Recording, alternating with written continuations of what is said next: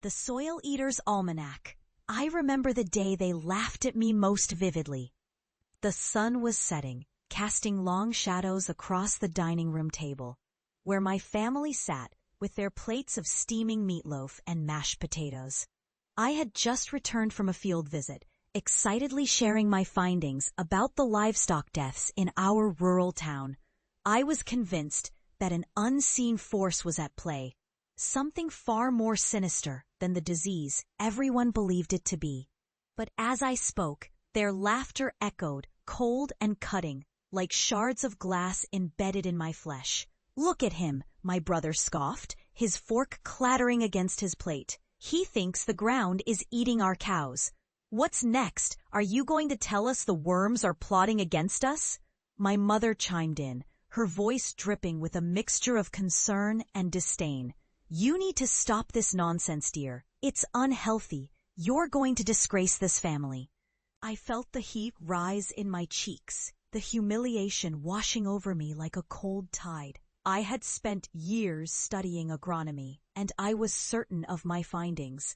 The soil samples I'd collected from the hunger sites were ripe with something dark, something hungry.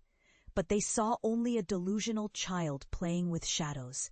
When I was fired from my job for spreading what they called superstition, I packed my bags and left.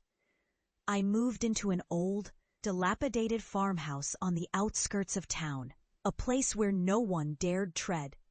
I became a recluse, consumed by my obsession. I cataloged soil samples day and night, drawing maps of the cursed territories, meticulously noting the signs of subterranean predation. I was determined to prove them wrong, to uncover the truth that lay beneath our feet. Years passed in isolation, shrouded in darkness. I delved deep into the earth's secrets, creating a comprehensive almanac of the horrors I found. With each new entry, I felt the weight of knowledge settle on my shoulders, a heavy crown I could neither bear nor shake off. And in the depths of my research, I discovered something terrifying. The evidence I had collected was not just static.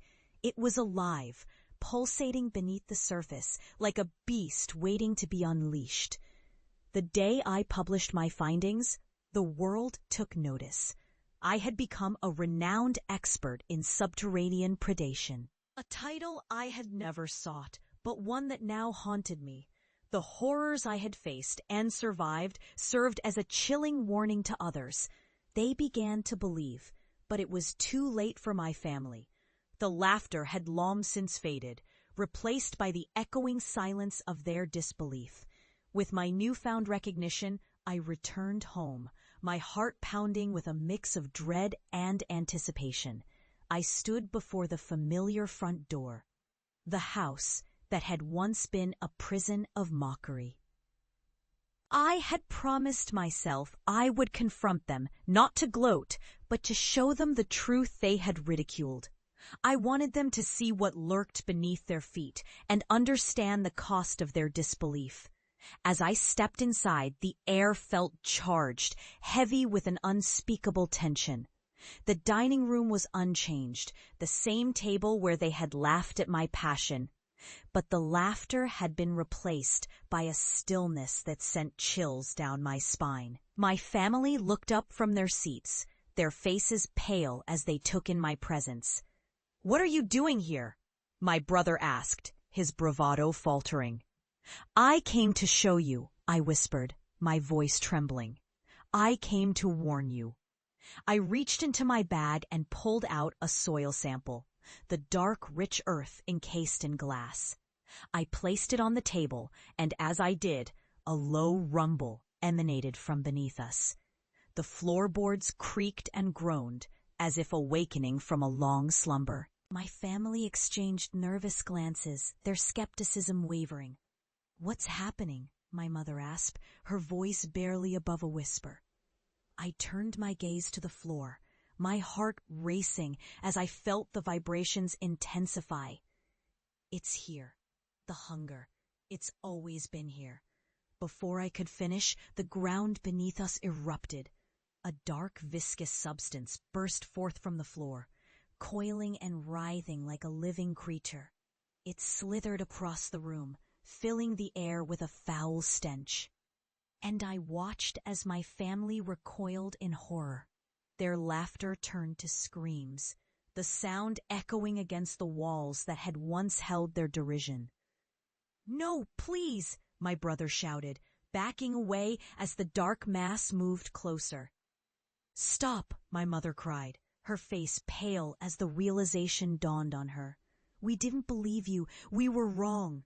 I felt a strange sense of vindication wash over me, a dark satisfaction mingling with the terror surrounding us. "You mocked me for wanting to uncover the truth," I said, my voice steady despite the chaos. "Now you'll understand the cost of your disbelief." As the darkness enveloped them, I stepped back, watching as the very ground they had once taken for granted became their prison. I had survived the horrors that lay beneath, and now they would face the consequences of their ridicule.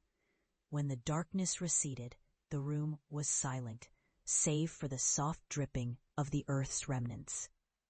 My family was gone, consumed by the very thing they had mocked.